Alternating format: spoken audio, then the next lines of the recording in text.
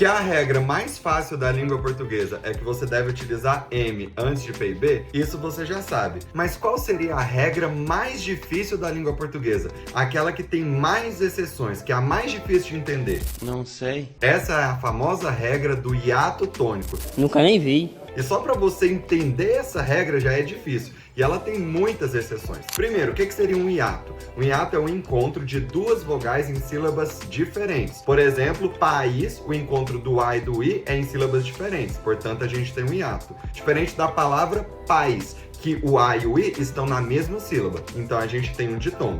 E a regra diz pra gente o seguinte, que devem se acentuar os hiatos tônicos I ou U seguidos ou não de S. Então, no caso, país pode ter acento, baú, baús pode ter acento também. É o I ou U sozinho ou apenas junto do S. Mas atenção, se tiver junto de outra consoante, por exemplo, o Z, aí já não pode ter o acento, que é o caso, por exemplo, de juiz. País tem acento, porque termina com S, mas juiz não tem, porque termina com Z.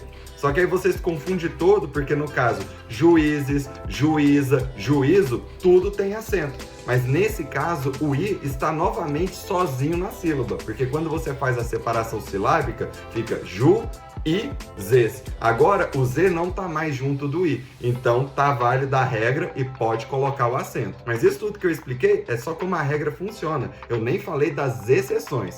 E bora para a primeira exceção delas. A primeira exceção da regra do hiato tônico é que não deve ser acentuado quando depois desse hiato vier o grupo NH, que é o que acontece, por exemplo, com a palavra rainha.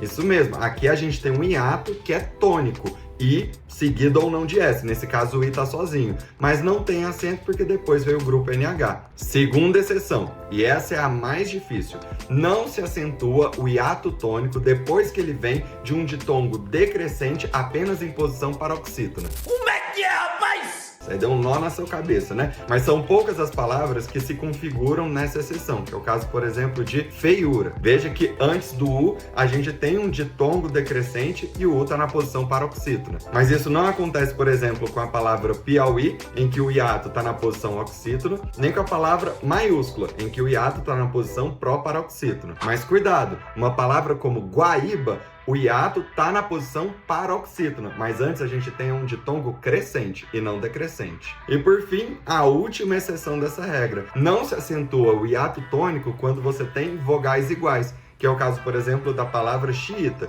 E eu acho que eu não conheço nenhuma outra que se encaixe nessa exceção. E eu não falei para vocês que essa regra era difícil? E como sempre, tem mais dicas de português lá nos stories.